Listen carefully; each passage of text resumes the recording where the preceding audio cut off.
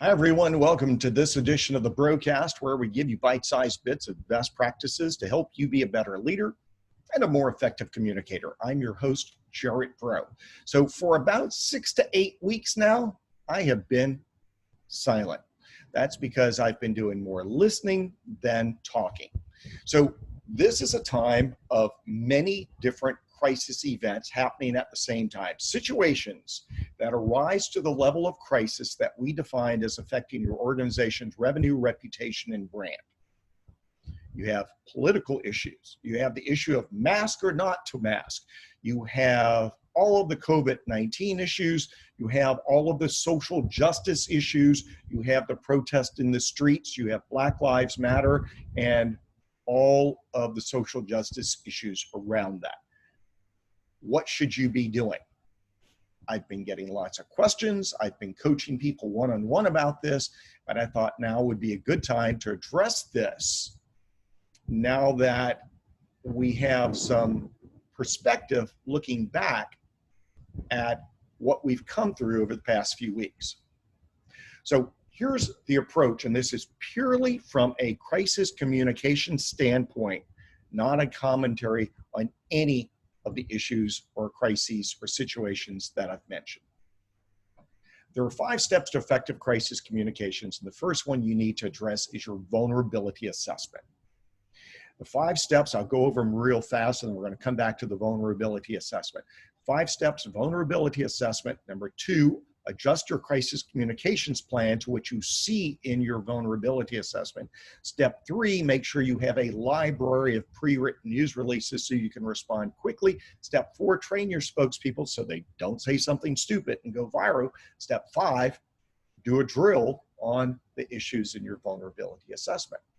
So let's take Black Lives Matter, social justice, and all other future issues that could be in the activist protest environment or the social justice or social movement. It needs to be addressed in your vulnerability assessment. I've been doing these online with people. It takes about 3 hours. If you'd like to schedule one, let's do it. Let's get it done. And here's what you can look forward to when you do it. You see, not only do you establish all of the things that could affect revenue, reputation, and brand in your response, but sometimes you come up with a solution so that it's not a question down the line as to what you're going to do and what you're going to say.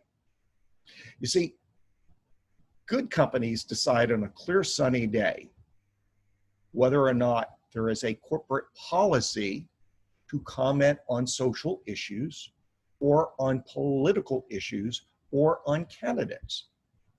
Many companies traditionally say nothing.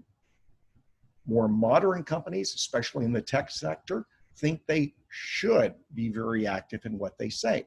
I'm not telling you which one is right or wrong. What I'm saying is your institution has to decide what is right for you. And one of those vulnerabilities is often that the corporation has one policy, but individual executives behave a different way. That too is a vulnerability. So for example, the corporation may have a policy that they don't support candidates, but if you check the owners of the company or the CEO, you see big dollar amounts are going to certain candidates and causes. That's a vulnerability also.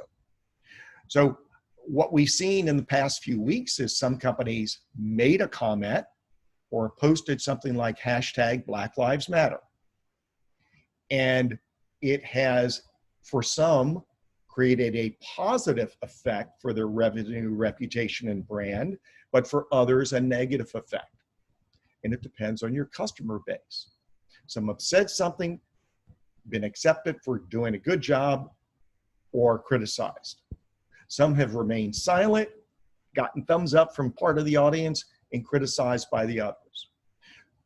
In this case, one of the things that we saw that was unique is activists were saying, thank you for making a statement, but what are you going to do about it? They want to see an action. So in your vulnerability assessment, the call to action issue has to be assessed. And that is the time that as you're establishing your corporate policy, that sometimes you also establish funds and committees. So perhaps you, as a corporation, give to the United Way or give to the Symphony or give to a cancer cause or something to that effect. What do you do for social justice? Do you have a pot of money that you can contribute to that? Do you have a committee of employees who help decide who should get those funds? All of this is part of that vulnerability assessment process to decide today what your response and behavior is later. Once we do that, then we adjust the plan. We write a pre-written news release that goes along with it. We train the spokespeople on how to deliver that new pre-written news release, and we create a drill around it so that in the future, there are no surprises as to how you're going to respond. Don't let your response or your failure to respond affect your revenue, reputation, and brand. If you need assistance, go to my website, braudcommunications.com. That's BRAUD communications.com. There you can find a link to schedule a confidential phone call with me. You know what? Look at this. It appeared magically right there on the screen. Go to this hyperlink and let's schedule a call, and we can discuss whether or not you're ready to do your vulnerability assessment, set up a crisis communications plan, work on that library of pre-written news releases, train your spokespeople, and get a drill under your belt. For the broadcast, I'm Gerard Braud.